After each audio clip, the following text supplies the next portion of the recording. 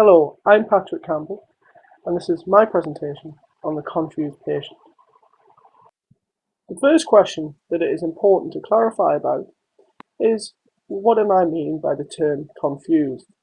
This can be used in a wide variety of settings by patients and non-specifically, but in this presentation I'm referring to reduced mental clarity, coherence, comprehension, and reasoning.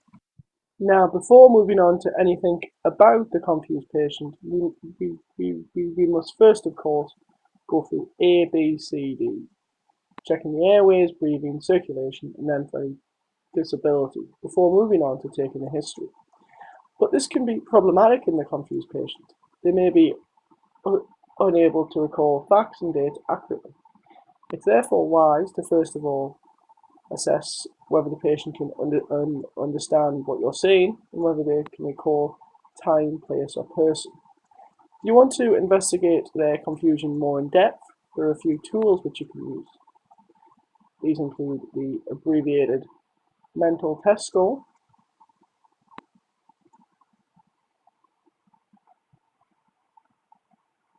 and the mini mental state examination to quantify the levels of confusion. After doing this, it may seem wise to try and get a collateral historian to support the patient's account of their illness. It is important to gather from the patient or their friend or relative what they mean by the term confused, and in particular whether this is a new problem or this has been a chronic ongoing problem. Are they normally confused like this or not? We're going to only briefly look into the chronic causes before delving deeper into the acute causes of confusion. The chronic causes are mainly dementias, syndromes characterized by progressive, usually irreversible, global cognitive deficits.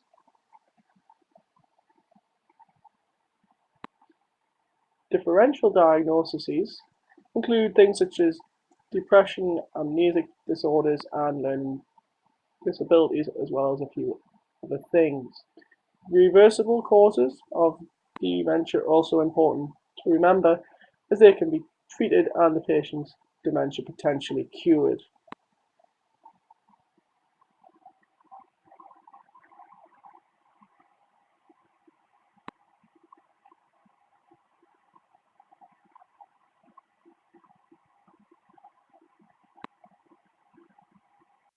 Now, moving on to the acute causes of confusion, the first type of confusion we're going to think about is delirium. This is a transient global disorder of cognition and consciousness, synonymous with the confused elderly patient almost.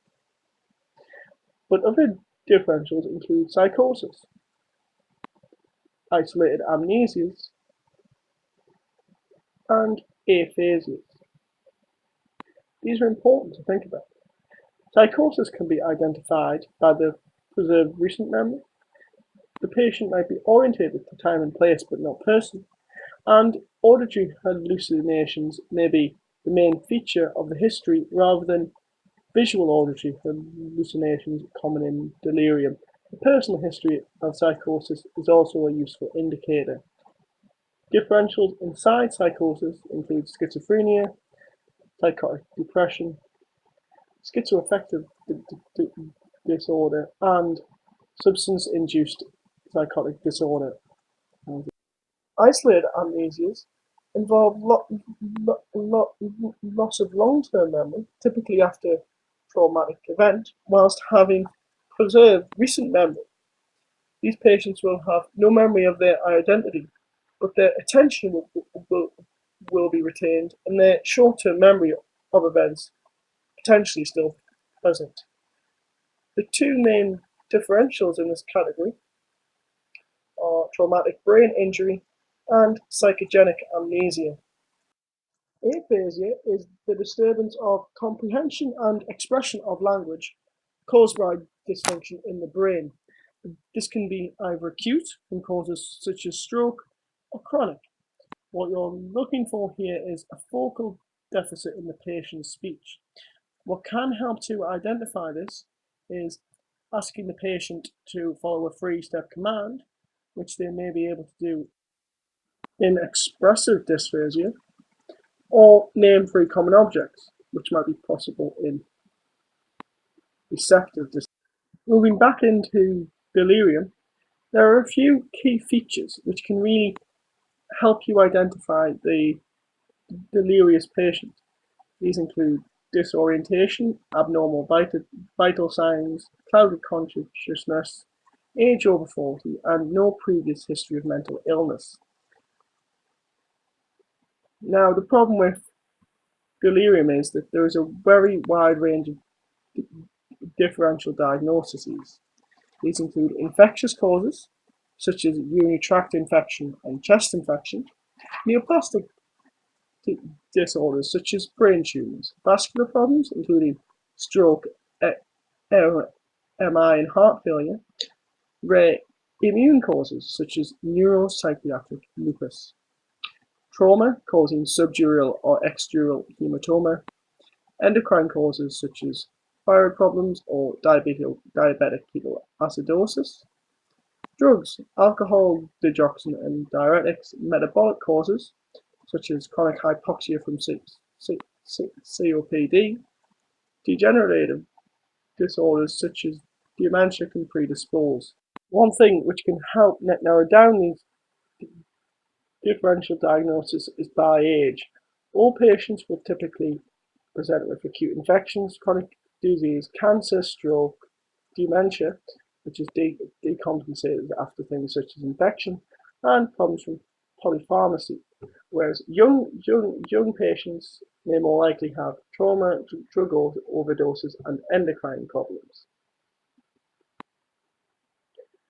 The first thing to do, I guess, is do a systems review, looking for any symptoms which the patient may have, which can point you in the direction of the problem. Pain can be a very helpful one, and even a very demented patient might be able to complain of chest pain. Fever can help point towards infection, and chest symptoms, things such as pneumonia and chronic COPD. Urinary symptoms may point you in the direction of a urinary tract infection, and GI symptoms such as pain and changing bowel habit might suggest diverticulitis. Photophobia may be a feature of meningitis and septicemia, and any recent trauma is important in the diagnosis of extradural and subdural hematomas.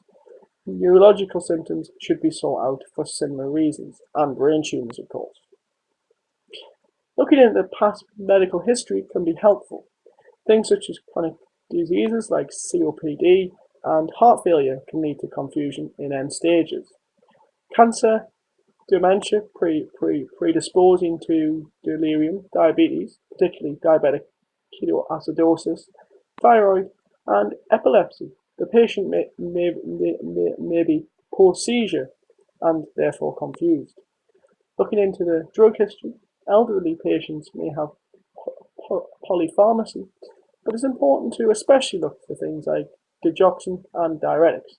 Withdrawal from prescription drugs like benzodiazepines and steroids can also cause confusion, as of course can illicit drugs. Moving on to the social history, alcoholism is a very important thing to pick up on for Wernicke's encephalopathy. Drug users, overdosing, mental health problems, and previous suicide attempts may again suggest the patient has attempted an overdose. I hope this presentation has helped to give you a good overview of what to look for in the confused patients, but I must warn you it is far from exhaustive. Thank you for watching.